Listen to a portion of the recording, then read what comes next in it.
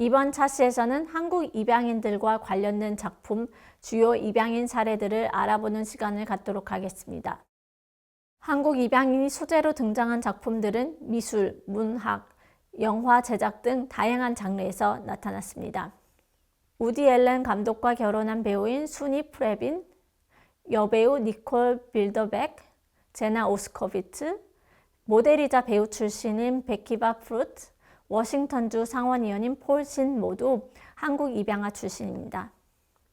슬로바키아 랩 아티스트인 데니얼 환 오스타, 탑셰프 시즌 10 출연자인 크리스천 키시, 메이크업 아티스트 출신이자 컨텐츠 크리에이터인 클레어 마셜, 프로야구 선수 롭 레프 스나이더 등이 있습니다.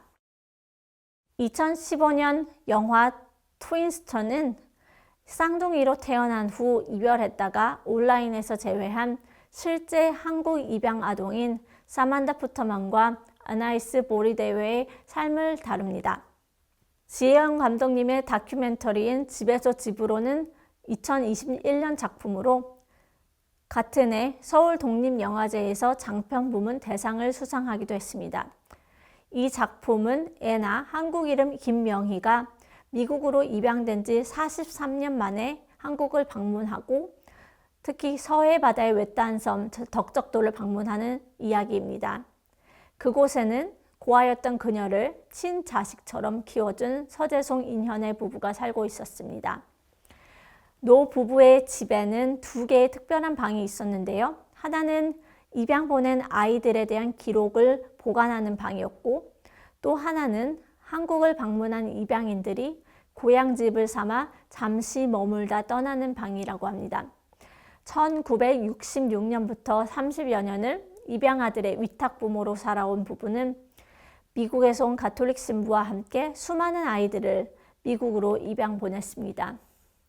또한 좋은 양부모를 만나 행복한 가정에서 살았으면 하는 마음에서 이 부부는 당시 14살이었던 소녀 김명희를 두 남동생들과 함께 미국으로 입양 보냈습니다. 그러나 그녀의 미국 생활은 이러한 노부부의 바람과는 다르게 상처로 얼룩졌었고 그녀는 43년 만에 처음으로 아픈 기억을 꺼내놓습니다. 앞서 살펴보았듯이 안타깝게도 한국의 70년 해외 입양 역사는 수많은 사람들에게 지울 수 없는 상처를 남겼습니다. 미국과 한국 어디에도 속하지 못한 채 마음의 집을 떠도는 김명희, 그리고 입양인들의 아버지와 어머니로 살고자 최선을 다했지만 평생 마음의 짐을 안고 살아야 했던 서재송 부부는 해외 입양의 아픔을 고스란히 간직한 사람들입니다. 미네소타에 있으면 덕적도가 그립고 덕적도에 있다 보면 미네소타가 그립다는 김명희의 스토리를 통해서 평생 두 곳의 집을 오가며 살 수밖에 없던 입양인들의 삶을 함께 공감하고 싶었다고 지혜원 감독님께서는 그 연출 의도를 이렇게 밝히셨다고 합니다. 다른 작품으로는 블루바이오가 있습니다. 2021년 한국계 미국인 입양인의 현실과 아픔을 다룬 작품인데요. 이 영화 블루바이오는 한인 이민 1세대의 고통을 사실적으로 그려냈습니다. 한인 입양인의 정체성을 다룬 이 영화는 한인 2세인 저스틴 전지태 감독이 주연까지 맡아 화제가 되었습니다. 블루바이오는 입양인들 가운데 시민권을 취득하지 않아 추방 위험에 처할 수 있는 사람들의 문제를 강조합니다. 2001년에 통과된 법률은 모든 입양인 아동과 새로운 입양인이 자동으로 시민권을 취득하도록 보장했습니다. 그러나 이 법이 시행될 당시에 18세 이상이었던 사람들은 해당되지 않습니다. 입양 아동이 추방에 직면하는 상황을 그린 이 영화는 일부 아시아계 미국인 입양인 단체와 옹호자들로부터 비판을 받기도 했습니다. 이 영화는 한 사회 구성원의 상처를 이용하고 있다고 비판받았으며 윤리적인 영화 제작에 대한 의문도 불러일으켰습니다. 이번 주차에서 언급되었던 한국에서 입양된 입양인 아담 크랩서는 성명을 통해서 영화가 자신의 이야기를 동의 없이 도용했다고 주장했습니다. 앞서 말씀드렸듯이 크랩스는 입양인 추방 사례 중에 가장 유명한 사례로 NBC 아시안 아메리카와의 인터뷰에서 자신은 영화 제작 과정에 전혀 참여하지 않았다고 말했습니다. 영화 속 다양한 구성 요소들이 자신의 이야기와 매우 유사하다고 주장하기도 했습니다. 크랩스는 수년 전 자신의 추방 사건에 대해 국가를 상대로 소송을 제기하면서 많은 주목을 받아왔는데요. 그는 3살 때 한국에서 미국 양부모에게 입양되었고 그의 양부모는 그와 그의 누나를 7년 만에 다시 파양했습니다. 그 이후에 그 둘은 보육 시스템에서 분리되었습니다. 그는 나중에 토마스와 돌리 크랩서 부부에 의해서 2번째로 입양되었고 전화 사용에 관한 논쟁으로 인해 부모로부터 학대를 당하고 그 집에서 쫓겨났습니다. 그 입양인은 자신의 소지품 일부를 되찾기 위해서 부모의 집에 침입한 후에 절도로 유죄 판결을 받았습니다. 그는 나중에 여러 가지 범죄로 유죄 판결을 받았지만 결국 비교적 안정된 삶을 구축하였는데요. 물론 크랩스의 부모는 여러 차례 학대와 폭행 혐의로 유죄 판결도 받았습니다. 심지어 그의 아버지는 성추행 혐의로도 유죄 판결을 받았습니다. 그러나 크랩서가 그의 영주권 갱신을 신청한 시점에 연방 당국이 그의 예전 범죄 사실을 알게 되었고 그로 인해서 그는 미국에 머물기 위한 법적 싸움을 벌이게 되었습니다. 이후 크랩서는 한국과 입양기관인 홀트를 고소하여 그들이 그와 수천 명의 한국 아동들이 미래 시민권에 대한 고려 없이 입양되도록 하는 경솔한 태도를 보였다고 비난한 바 있습니다. 다음은 여러 입양인들 사례에 대해서 살펴보겠습니다. 조이 알레시아라는 1966년 7월 20에 태어났습니다. 태어난 지 1, 2일 만에 문산의 한국 고아원에 들어가게 되었는데요. 그리고 그녀가 7개월이 되던 때에 홀트 어린이 복지협회를 통해서 미국으로 입양되었습니다. 그러나 25세 때 미국 여권을 신청했을 때 자신이 미국 시민이 아니라는 사실을 깨닫게 되었습니다. 물론 미국 시민이 아니었기 때문에 여권을 발급받지는 못했죠. 그러나 약간의 어려움을 겪은 후 다행히도 그는 결국 한국 여권을 발급받을 수 있었습니다. 알레시라는 취업을 위해서 한국 여권, 입양 서류를 제출하고 자신의 상황을 설명해야 했고 그녀는 승무원으로 일하는 일자리를 얻었습니다.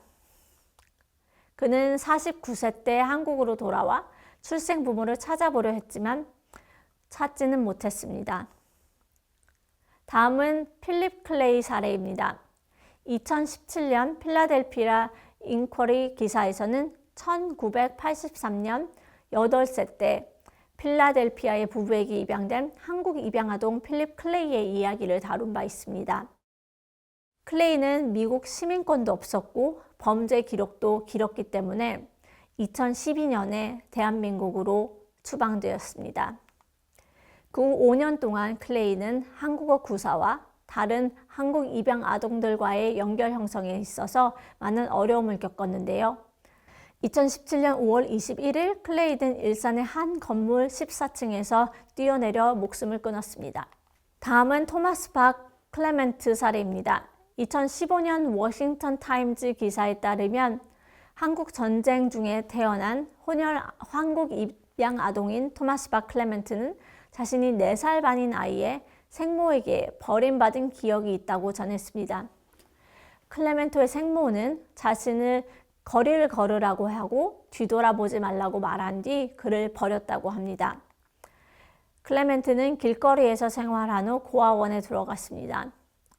그 후 2년 뒤 클레멘트는 노스캐롤라이나의 한 가정에 입양이 되었고 대학에서 전기공학 학위를 받으며 1988년에 의료기기 제조업체인 맥트라 랩스를 창업하기도 했습니다. 그러나 그는 생모를 찾을 계획은 없다고 합니다. 2013년 버크셔 이글에 실린 기사에 따르면 클레멘트의 2012년 자서전은 거리의 먼지, 한국 전쟁의 혼혈 고아의 여정이라는 제목이었다고 합니다. 또한 클레멘트는 기부를 위해서 $100만 상당의 DNA 테스팅 키트를 기부할 것을 약속했습니다.